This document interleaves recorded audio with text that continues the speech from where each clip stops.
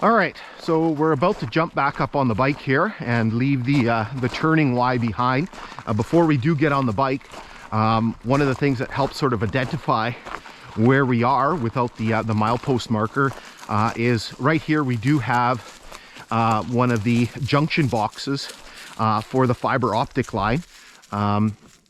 So there is a major fiber optic line buried alongside the grade. And you can see the mileage on the box. So it says 139.14. And again, that is the mileage on the Kinghorn. So for the original lines, which we're going to talk about in a few minutes here, the original line, that would have been 89.44. What's interesting here, oh, I thought that was, there's a piece of metal here. These are usually used to indicate the culverts. I thought it was a sign here for a second, or a rail. I just saw a piece of metal sticking out of the grass here. And then right over here somewhere, sorry, check my GPS here. Yeah, right up here. And this is another one that we're gonna stick the video in from last year, because it's kind of wet in there. Yeah, it's like completely flooded.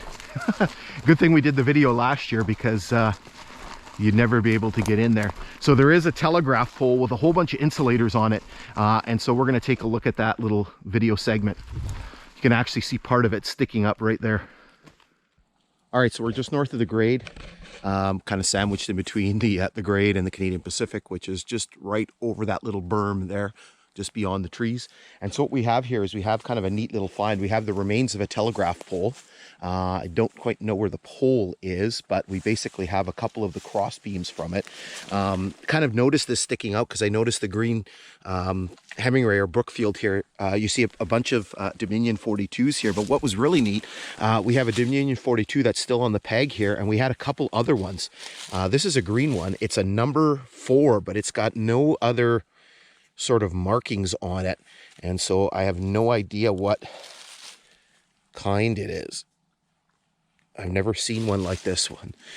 This one is a Brookfield, and again, kind of very rare to see that still on there, because usually these things are all kind of picked over. Anyway, so what we'll do is we'll jump back up on the grade, and we'll just continue our journey to the west. All right, so back in the saddle here, starting to warm up. I've had to take my gloves off, and then pretty soon I'm gonna have to take my skull cap off. I'm starting to get warm. So right about here somewhere would have been kind of where the station, quote unquote, here at Coughlin was.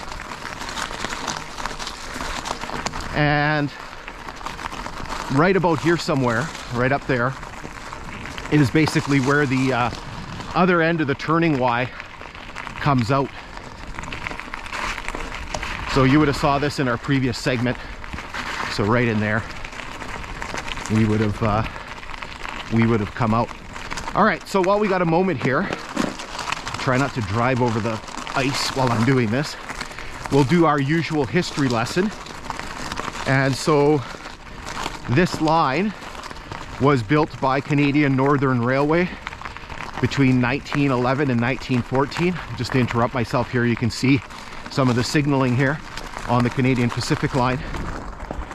This was going to be one of the final pieces in Canadian Pacific's Canadian National's transcontinental ambitions. Canadian Northern Railway got its start way back in 1896 in Manitoba.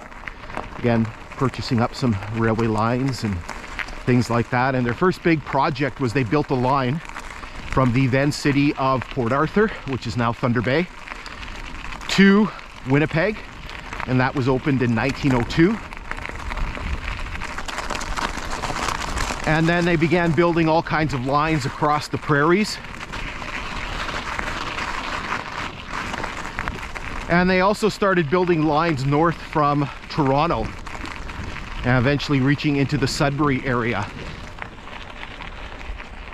And eventually they realized that in order for their company to you know, progress and move forward, that they would need a transcontinental connection. Now, the problem is that they did not want to build a line between the Sudbury area, specifically Ruel, and Port Arthur, because the construction was going to be very difficult and very expensive. And so they looked at all kinds of different options, including a running rights agreement with Canadian Pacific, and none of that panned out. So basically they were forced to build this line. And so again, construction lasted from 1911 to 1914. The last spike was driven on New Year's Day, 1914. And the line opened for traffic in 1950. Now, unfortunately, the construction of sections like this and then sections through the mountains of British Columbia basically bankrupted Canadian Northern. And by 1917, the company was essentially insolvent. And so they had to be taken over by the Canadian government. And a year later, in 1918, Canadian Northern was forced to merge, amalgamate, whatever you want to describe it as, with a bunch of other Canadian government-owned bankrupt lines known as the Canadian Government Railways. And that merger created a new railway company called Canadian National Railways. Sorry, I'm just trying to duck the ice here so I don't kill myself. Just it puts me into some sort of nasty ballast here. And so that process of nationalization was completed in 1923 with the absorption of the Grand Trunk lines. And so in 1923, the name of this line changed. It was originally the Nipigon Subdivision of Canadian Northern Railway, and it became the Dorion Subdivision of Canadian National Railways. And it continued as such until 1960, when big reorganization of CN happened at that time. CN modernized, took on their current logo, the worm logo as they call it. So CN merged the two rail lines in this area. So the Dorion subdivision was merged with the more easterly Kinghorn subdivision, and the whole line became known as the Kinghorn. And it continued operating until 2005, when CN decided to discontinue service on this line, and they began pulling up the rails in 2008, and that process was completed by 2010. All right, so we're going to pull up here for a second, and then we're just going to keep plugging along. Our next stop is coming up in a little bit. We have a bridge crossing. All right, so we're back in the saddle here. Luna's having some fun running along, sorry. All right, so what I'm going to do is I'm going to zip you ahead a bit here. We're just still on the siding here. You can see the siding beside us. Again, this is an extremely long siding here at Coughlin. So I'll zip you ahead to close to where we get to the bridge.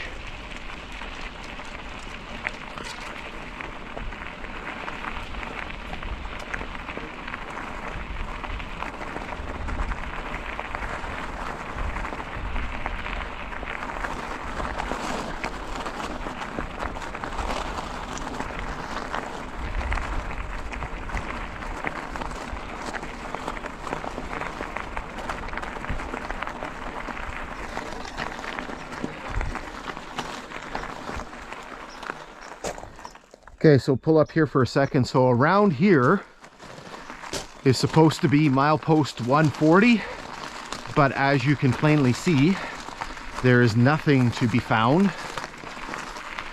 Again, I searched last fall. I kind of walked beside the grade here to see if it was kind of lurking in the grass. Usually this time of the year is the time to see things because everything's kind of flattened out from the snow. You can see the bases for the telegraph poles sticking up quite prominently.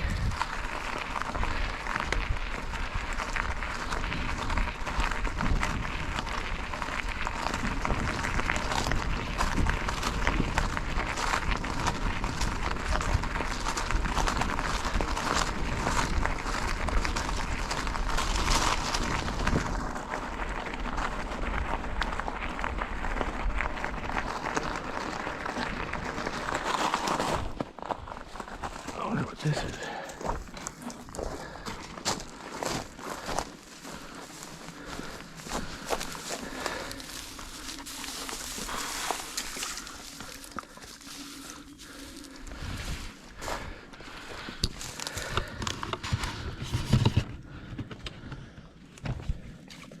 All right, so I noticed this and I had to kind of pull up and take a look. So I don't know if this is some sort of survey marker here. You can see it's got the number 1032 on it. So it was kind of lurking here. I could kind of see it sort of sticking out. Again, you wouldn't normally see this if it wasn't the springtime.